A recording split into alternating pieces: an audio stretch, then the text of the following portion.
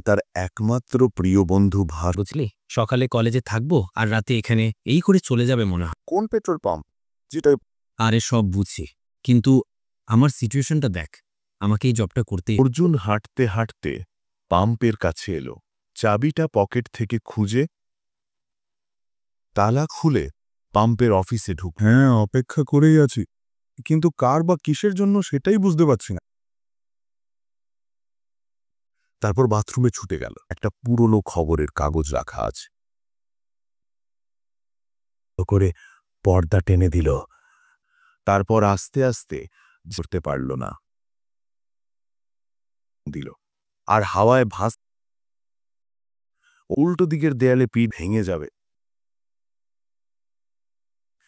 অর্জুন জেগে উঠল। অর্জুন